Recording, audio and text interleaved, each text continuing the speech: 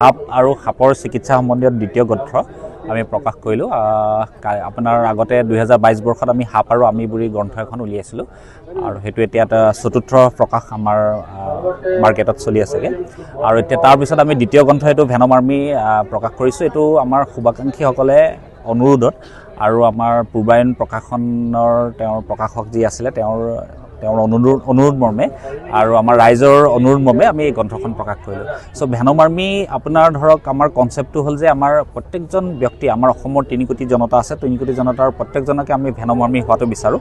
এইকাৰণে যে আপোনাৰ ভেনম আৰ্মি মানে হ'ল আপোনাৰ ক'ৰবাত যদি কোনোবাই অন্ধবিশ্বাসৰ বশৱৰ্তী হৈ পেলাই যদি আপোনাৰ বেজবেজালি কৰি আছে, তেওঁলোকক বেজবেজালি কৰিবলৈ দিয়া নাই, তেওঁলোকক আপোনাৰ হস্পিটেললৈ লৈ গৈছে, নাবান্ধাকে নুবন্ধাকে। আচলতে কি হ'ল সৰ্পদংশন হোৱাৰ লগে লগে বহুতে বান্ধি দিয়ে, ধুই দিয়ে।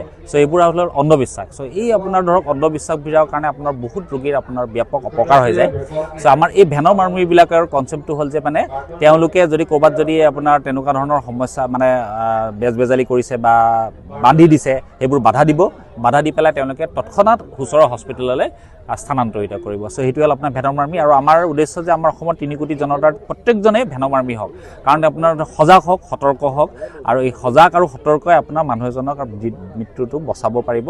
কাৰণ আপোনাৰ ধৰক আমি দেখিলোঁ যে 2022 বৰ্ষত প্ৰায় 150জন মৃত্যু আছিলে আমাৰ গোটেই অসমত, আৰু সেইটো এতিয়া হ্ৰাস হৈ পেলাই প্ৰায় 25লৈ কমিলে।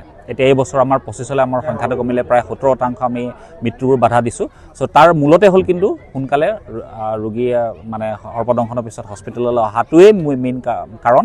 আৰু যিমানে দেৰি কৰিব সিমানে আমাৰ দেৰি হৈ গৈ থাকিব। চ' সেইটো ভেনম আৰ্মি মানে হ'ল কনচেপ্টটো হ'ল যে আৰু লগতে আমাৰ বহুত ক্ষেত্ৰত ডাক্তৰ, নাৰ্ছ বা আপোনাৰ ধৰক স্বাস্থ্যকৰ্মীৰ মাজেও আৰু সমাজৰ মাজত এটা সদায় গেপ এটা থাকে। মানুহে ডক্তৰে কাম নকৰে বা চিষ্টাৰে কাম নকৰে বুলি কয় বা আপোনাৰ ধৰক চেষ্টা নকৰে বুলি কয়। এই ভেনম আৰ্মি কাহিনীবোৰ যদি আপোনালোকে পঢ়ে তাতে গম পাব যে ডাক্তৰ, নাৰ্ছসকলে ৰাতিয়ে দিনে কেনেকৈ ৰোগী এজন বচাবলৈ চেষ্টা কৰিছে। ক'ৰবাত NGO এটাই বচাইছে, কোনোবা এজন সাধাৰণ নাগৰিকে বচাবলৈ চেষ্টা কৰিছে, ক'ৰবাত এজন আপোনাৰ ধৰক টেকনিচিয়ানে বচাবলৈ চেষ্টা কৰিছে, কোনোবা এজন গাঁৱে এখন উঠি আহিছে পেচেণ্টক বচাবলৈ।